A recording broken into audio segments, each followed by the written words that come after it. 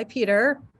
Hi. Thanks for joining us. Appreciate talking to you today. I'm really excited about this actually, because you and I have had some great conversations, and I feel like you're one of those leaders who we get to work with at Daeco, who's a true leader, who is someone who I don't know, you know, embodies all those leadership qualities that we read about.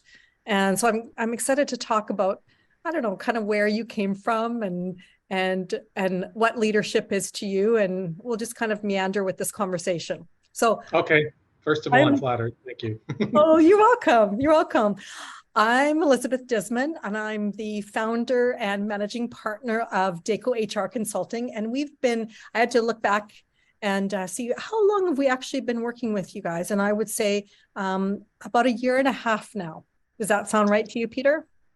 Yeah, I actually think we might be coming up on 2 years shortly. Yeah. Yeah, it's awesome. It's been great working with you and your team. It really has. One of our consultants, Kelly, is doing a lot of work with you.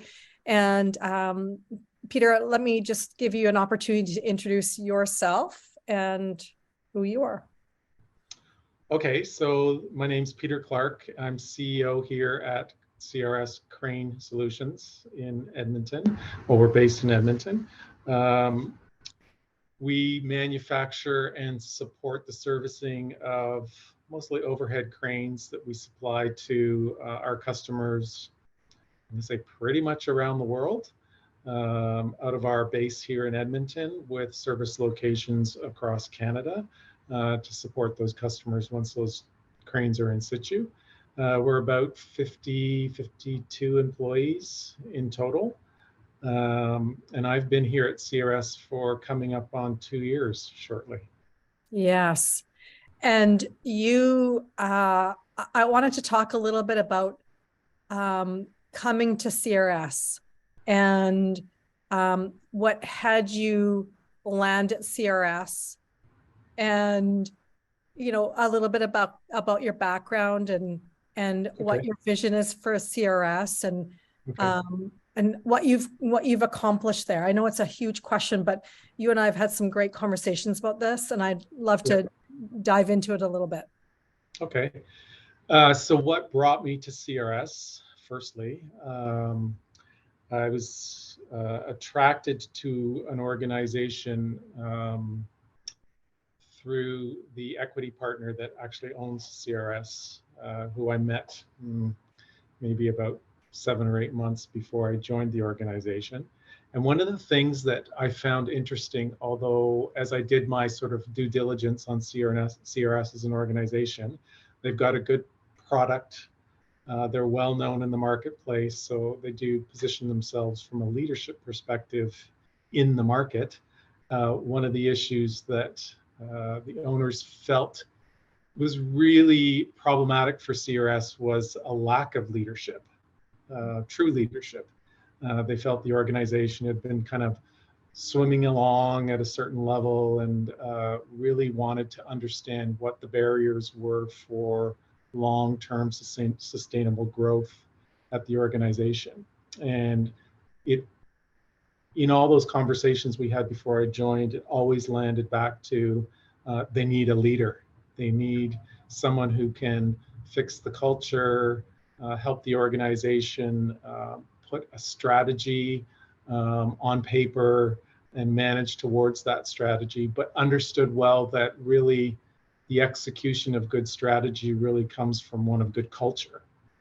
And that was always very attractive to me because throughout my career, I've learned along the way that actually, you hear the phrase a lot that culture eats strategy for lunch. I believe that to be absolutely true. So to get aligned with our owners who believed that and knew that it never happens overnight. It takes work and effort and time and patience and resilience and all those things. It became very attractive to me that that's what they were looking for, and that's something that I could deliver. So in my career, I have a background in engineering and in business.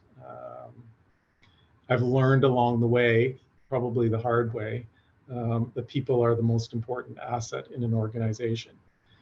And one of the struggles in many organizations that I've come to was that HR kind of sat down, buried in the organization, usually reporting to finance, which kind of made it an afterthought, but felt that the leadership in HR should always be at the leadership table and reporting into the leadership.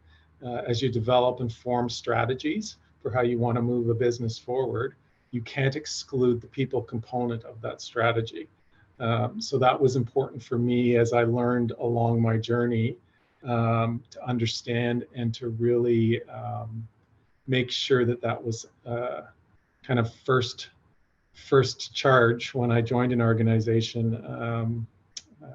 That's a value that you have to spend time on. And in joining CRS, it was very down in the organization. There was weak support. It impacted culture. It impacted a lot of the things that we did here. So landing here at CRS became very apparent to me quickly that that's the first place that work had to be started. It was a successful business on its own, but to continue its success, particularly in this climate, as resources get more restricted, people can make choices. We were just coming out of COVID, so you had people moving into different careers and different paths. It was important to sort of form a culture. And I have to say, it wasn't a good culture here at CRS. Centralized here in Alberta. We've got locations in BC and one in Alberta and one in Ontario. They really operated as independent organizations. There was no cohesiveness, and you could really feel the difference as you moved from one place to the other throughout the organization. So it was really about first charge finding some support to get us on that path of developing a good culture. It's a competitive world out there for resources right now, and if you don't have a good culture, it's kind of you need it as an entry point for anyone that you want to attract or retain within an organization. So it was the first place that we started. There's so much there that I want to dig into, Peter, and you mentioned culture. And it is certainly something that we see all the time at Daeco. I actually had a conversation with a client last week, and they were saying, we've got an issue between two of our employees, and we need you guys to come in and fix that issue. And this is not the first time an issue between two employees has come up. We actually did a workplace investigation for them. And I said to him, I suspect we're going to be continuing to run into these issues. And we need to start working on the culture of your organization. And I'd love to dive into with you what you see is culture and what are some examples of what you've done to bolster up that whole culture conversation at CRS. Okay, it's I mean, a lot of people throw the word around, right? And it's hard to put your finger on it. What does it actually mean? But you know it as a feeling when it's good, and you know it as a feeling when it's bad. And you can embody it. It's like walking into any household, for example. You can tell what the culture is in a home based on how people act, how they interact with each other, what choices they make, and what bounds them to those choices or grounds them to those choices. And so when I came into CRS, people weren't happy coming to work. They, not that I watched the clock, but they certainly did. I mean, it was 8 to 4:30, and there was no boundaries around that. People passed things over the fence to the next person without caring whether or not they had done a good job themselves or caring about how that was delivered to someone else in the organization.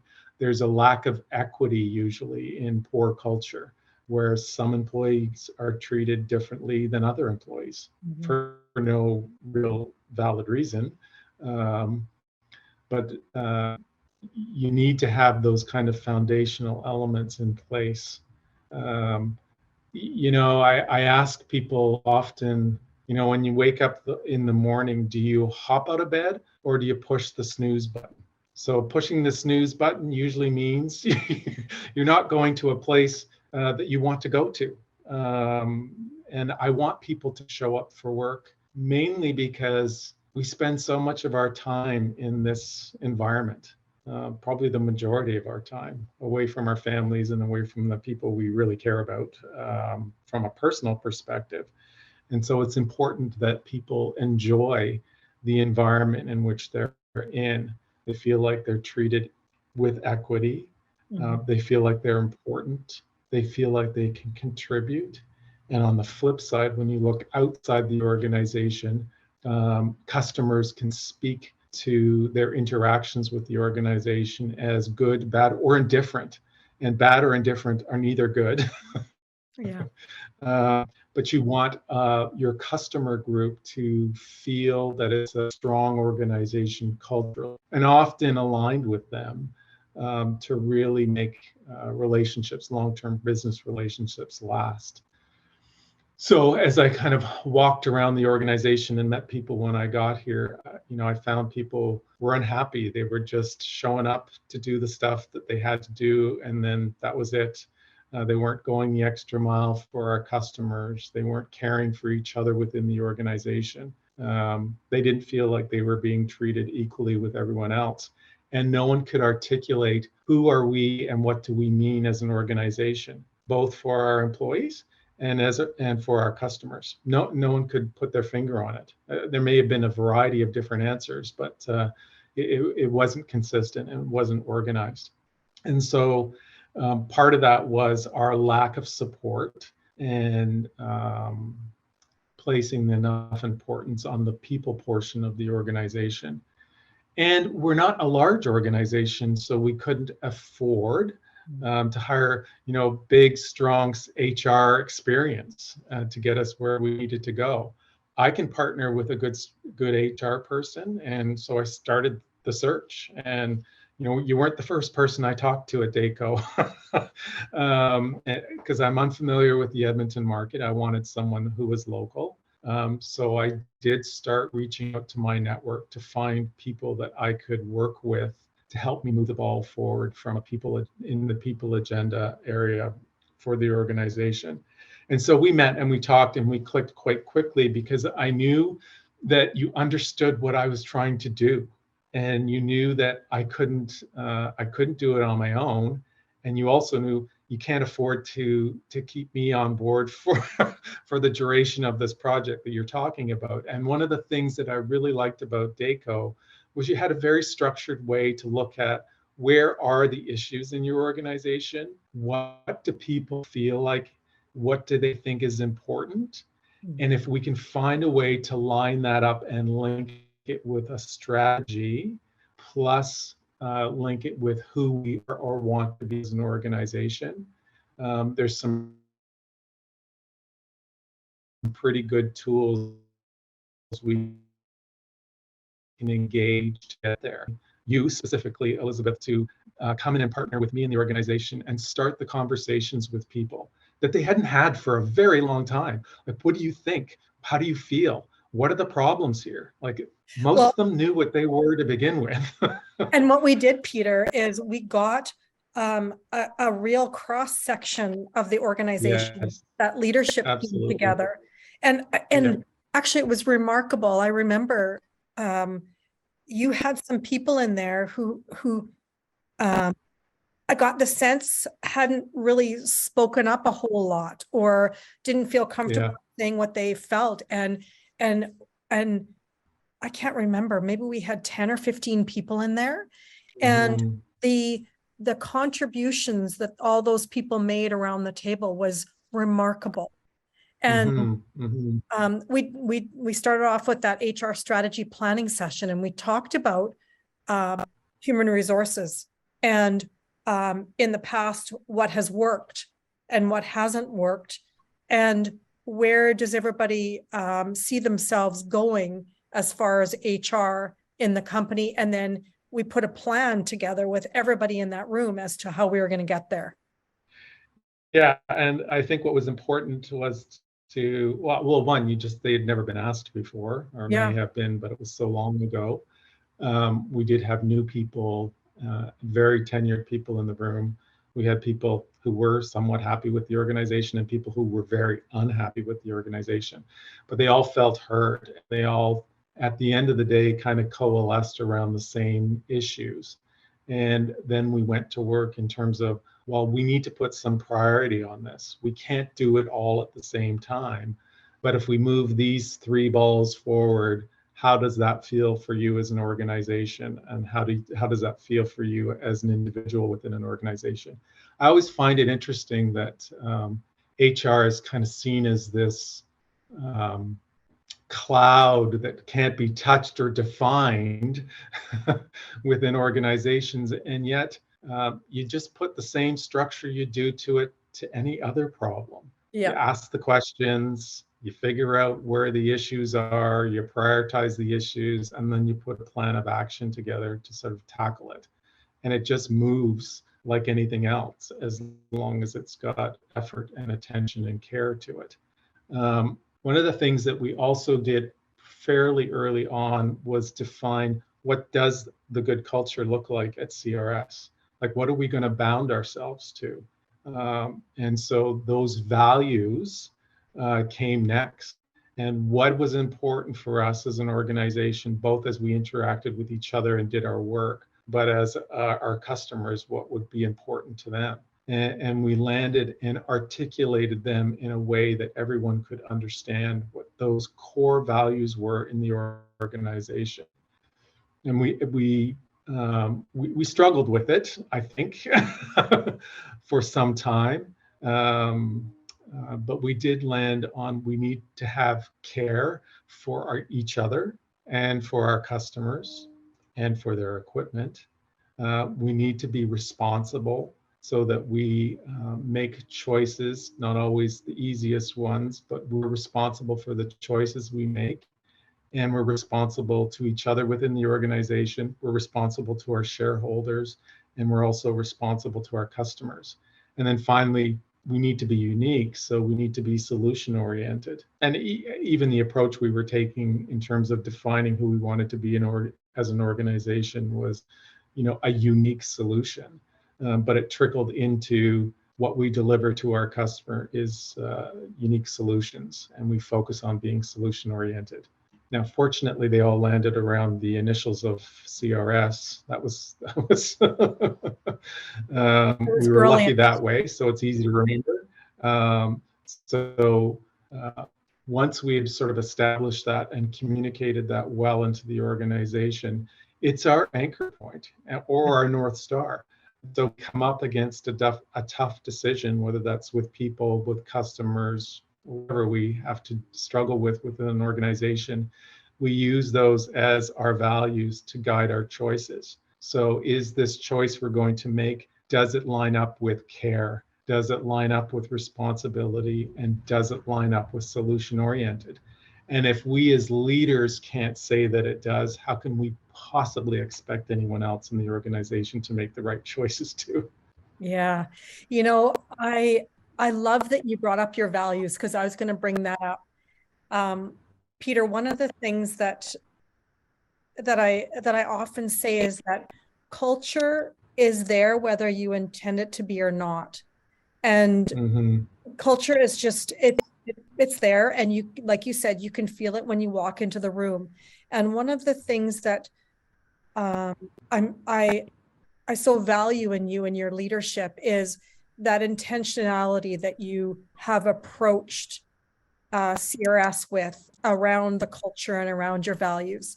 And I remember when we were grappling with the values, and we were in the room together, and trying to kind of go through this whole exercise. And one of the things you said, I just love this. Um, it's not often that a crane company will come up with one of their, hang on, any company will come up with a value of care. Mm-hmm. And one of the things that you said, kind of, I know, I don't know if it was a joke. I think, you were brainstorming things, and you said, what if we left a Care Bear on every single one of our cranes, for our client? Mm-hmm. And I just thought, that is such a great way of doing things. And if we can have a culture where people feel cared for, where customers Mm-hmm. feel cared for, that's not something that we often see. We see all these other ones, like, I don't know. I was reading in Dare to Lead, Brene Brown, Dare to Lead, and she said something like 17% of companies who have values that they've identified actually live by their values. Mm-hmm. Mm-hmm. And it, I do feel like we are very lucky to be able to work with a leader like you, where you develop those values and you live by those values. Your leadership team makes decisions around those values. Yeah, yeah. And I struggle with how organizations exist in this day and age without those well articulated, well defined, meaningful values that they don't demonstrate themselves in every day. Well, Otherwise, it's just words on a piece of paper. well, it is. And when you have values that you've identified as a company, as a leadership team, and they just sit on a piece of paper, but you don't actually live by them, you may as well not have even written them down in the first place, because Yeah. it really devalues uh, the integrity of the organization, who you are as a leadership group, your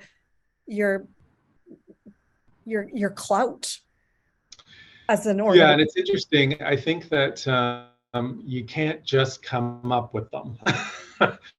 So I think the exercise we did with Daeco at the front end, which was gathering together a cross section of our employees to talk about their their history with the organization, their experience, their struggles, and the things they liked. It was a necessary thing for us to do because it actually helped to formulate what those values were. Some of them actually existed within the organization. They just weren't well demonstrated or exploited. But I think people felt like they were participating in the process of defining what the values were for the organization. We just didn't go into a room and figure it out.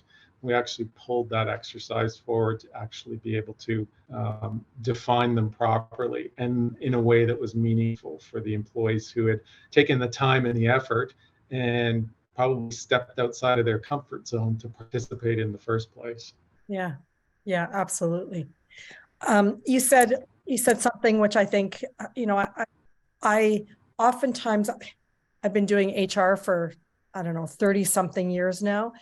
And one of the things that, I've kind of elbowed my way in to the leadership team. And you Mm-hmm. talked about it in the beginning about how HR needs to sit at the leadership table. And I think sometimes in HR, we do ourselves a disservice because we address HR from the administrative perspective rather than the strategic perspective.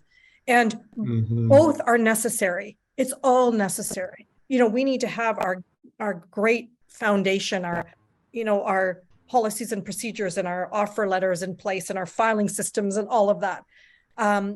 But we also need to have a view as to where is the company going and how do our HR processes and systems line up with that? How can we put all of that Exactly. in place? Yeah. Yeah. And it's not oftentimes that leaders, Peter, you're an anomaly in how you see that. And I'm not saying that you're the only one, but you see something in that value in providing the people who work for you. Um, it's back to that culture. It's back to, Yeah. right? Go ahead. Yeah. Well, I'll let you in on a little secret. So I started my career as an engineer and then went into business, and I'm going to say my late 30s, early 40s, when I thought I knew everything. I worked with a very good HR leader in an organization who had decided to retire. And I often say she offered my name up on a platter to the CEO saying, "You need to put this guy in charge of HR." And she came to me and told me that. And I said, HR? Why would I want to do that? I have a degree in business and a degree in engineering. That's so opposite to anything I can think of being involved in. But yet took on the role, took on the leadership for quite a large HR organization. I think we had 2,000 employees across North America. But it was an important step in my career because it helped me understand that this does not sit in isolation to what we're doing in the rest of the business. Mhm. It actually is an integral part of the strategy. You know, you talk about the pillars that support strategy, it's people, it's governance, it's technology, and it's process. Well, people's there. And if you don't consider that an element of everything you do, you're just making that so much harder for yourself. And it's hard to move an organization forward if you haven't got that as one of the pillars which you consider in all the things you do. And so when I took on the role, I started integrating not the tactical elements of HR, hiring, retention, releasing employees, the policies that needed to be there, but what are we trying to accomplish as an organization, and how can we bring people into that as an important part of the strategy? So I've managed to carry that forward through my career. So I think that's the only place that it's anomalous, I hope. I think there are a lot more leaders out there that do recognize this than you might be exposed to or you might think, but it's such a necessity. I can't imagine an organization being successful without it. Yeah. What are you most proud of in your in CRS, in your leadership at CRS, and what you've accomplished, what your team has accomplished? Yeah, that's a great question. One of the things I suffer from is a lack of patience. So, yeah, culture is wrong. Can we fix it tomorrow? And here I am almost 2 years into my tenure here, and I'm not going to say that we're where we need to be from a culture perspective, but we've moved the dial so significantly forward where we are very intentional about who we hire. We hire in the organization. We're not just filling a chair. We want someone who's aligned with what we've defined as our values. And I think we'll make sometimes some tough choices about not hiring people or delaying choices to hire people because the fit isn't there. Plus, along the way, we found that some people just don't fit with what we've chosen to be important from a values or a culture perspective in our organization. And so that journey's long. I mean, it doesn't happen overnight.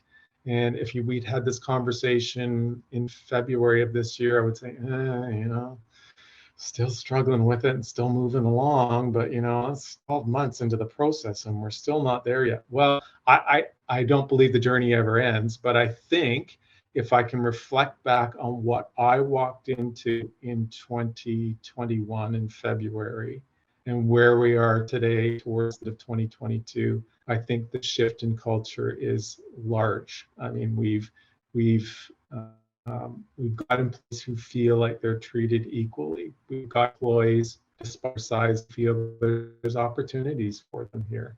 We're trying to shift the dynamic and the conversation about CRS outside the organization so that former employees or potential employees or customers or potential customers understand better who we are and why we've made these choices.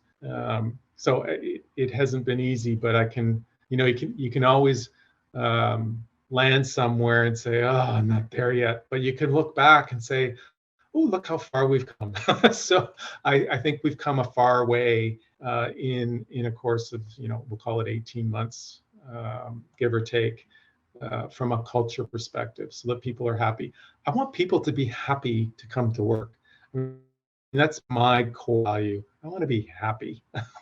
I love it. And that's happy at work, happy at home. It's just about being happy. And I don't want people to wake up in the morning and go, oh, I gotta go to CRS again. No, I want you to come to work, feel like you're part of something, that you're treated with respect and equally as you should be, in the workplace. And I know that that's a way to get the best contribution. I shouldn't say my objectives are completely altruistic. I mean, it is about performance of the organization at the end of the day. But I know that this is the best way to accomplish that. Well, if you've got employees who are happy, they're going to perform. They're going to be good for the bottom line. Yeah. And they're going to bring their friends. And they're going to bring their friends. Yeah. I've sat in on some of your leadership meetings as well, Peter, and the level of authenticity at that leadership team level is quite remarkable. And I think I would love for you to speak to that a little bit, because we oftentimes go into organizations to work with the leadership team, and the leadership team isn't a team. They're a bunch of individuals who are in leadership roles, and they don't work together as a team. And I know it's not perfect, and you're probably going to say, we've got a long ways to go, but you've also come a long way. And I'd like you to say a little bit of something about that, if you have anything to remark on. Yeah. So I hate to admit I've been a leader in a lot of different organizations over the course of my career, but I actually feel quite blessed landing in CRS, and then I landed with a team of individuals who perhaps saw the same issues that I did, but were also willing to put in the work to be able to move it forward. Sometimes you land into an organization and you don't have the right people at the table, and you know that any amount of effort or work is not going to get them to the place that you need them to be. And so you have to make some tough choices as early as possible. Well, I was very fortunate. I have great respect for the people that work with me on the leadership team. And I think they have good respect and a level of trust between them. It's improving as we move forward. But they did know that this is going to be work and something we have to get back to often to get to the place we want to go. Just because we put up our hands and say, yeah, we're a good team and we work well together, doesn't mean it actually happens. You actually have to put the effort in. You have to have the tough conversations. You have to be able to get through conflict.